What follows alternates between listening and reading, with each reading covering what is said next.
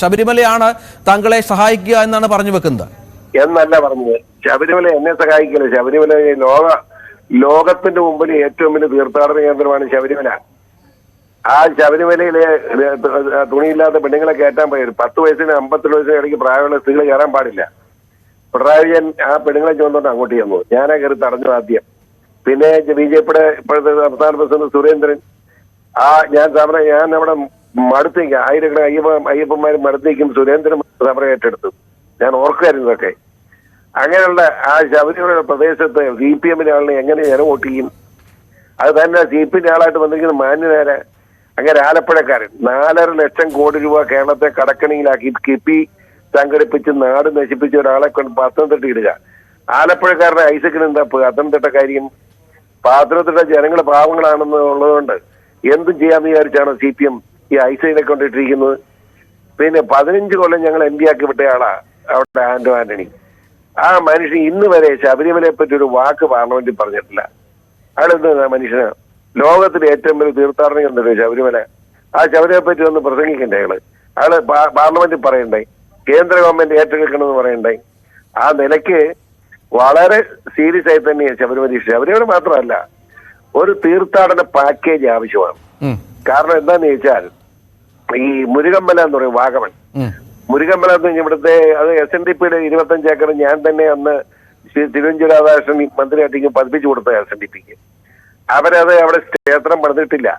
ആ ക്ഷേത്രം പണിയാൻ വേണ്ടി അവർക്ക് സ്ഥലം വഴിയില്ലെന്ന് പറഞ്ഞിട്ട് വാഗമൺ പള്ളിയിൽ അവിടെ പോയി അച്ഛനോട് വഴക്കോട് നല്ല വാക്കും പറഞ്ഞ് പിതാവിനെ ഇടപെടുത്തി വഴി ഉണ്ടാക്കി കൊടുത്തത് ഞാൻ തന്നെയാണ്. പക്ഷെ ഇപ്പോഴും അവിടെ ഒന്നും ചെയ്തിട്ടില്ല. അവരെ നിർബന്ധിച്ച് അവിടെ ക്ഷേത്രം പണിയുകയും അതോടൊപ്പം ശബരിമലയും ക്ഷേത്രവും എരുമേലി എന്ന് പറയുന്ന ബാവരുപള്ളിയാ. അത് ഏറ്റവും പ്രധാനപ്പെട്ട പള്ളിയാണെന്ന് ഓർക്കണം, ബാവരുപള്ളി. ആ ബാവരുപള്ളി അങ്ങ് ചെറുതാക്കുന്നത് ശരിയാണ്. ബാവരുപള്ളിയും അതുപോലെ തന്നെ മുരുകമ്മലയും നമ്മുടെ ശബരിമലയും അതുപോലെ തന്നെ ഇവിടെ എരുമേലി പള്ളിയുണ്ട്. അക്കരപ്പള്ളി എന്ന് പറഞ്ഞാൽ ക്രിസ്ത്യാനിയുടെ ഏറ്റവും പ്രധാനപ്പെട്ടതാണ്. അരുവത്രപ്പള്ളി എന്ന് പറഞ്ഞാൽ ക്രിസ്ത്യാനി പ്രധാനപ്പെട്ട സ്ഥലങ്ങളാണ്, ദേവാലയങ്ങളാണ്.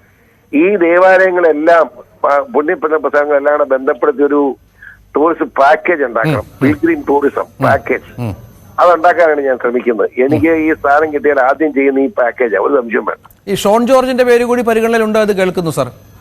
അല്ല, ഷോൺ ജോർജ് നിൽക്കാമെങ്കിൽ ഞാൻ മാർക്ക് കൊടുക്കും. ഇപ്പഴേ ഞാൻ ഇന്നലെയും പറഞ്ഞു പറ്റുന്ന നീ ഇന്നോടാന്ന് ആരെയൊക്കെ ഉണ്ട്, അവനാവും ചെറുപ്പമല്ലേ. പക്ഷെ ആളുകൾ ഇടയ്ക്ക് ഇപ്പൊ ഞാൻ നിൽക്കണമെന്ന് പറഞ്ഞുകൊണ്ട് എനിക്ക് ഒരു നിർബന്ധമില്ല നിൽക്കണമെന്ന്. അല്ല, ഞാനങ്ങനെ വാശിക്കൊന്നുള്ളതാണ്. അപ്പൊ ഷോൺ നിൽക്കുന്നെങ്കിൽ അവൻ നീന്നോട്ടെ, സന്തോഷമുള്ളൂ എനിക്ക്. ഞാൻ അതിന് പിന്തുണ കൊടുക്കും, ഒരു സംശയം വേണ്ട.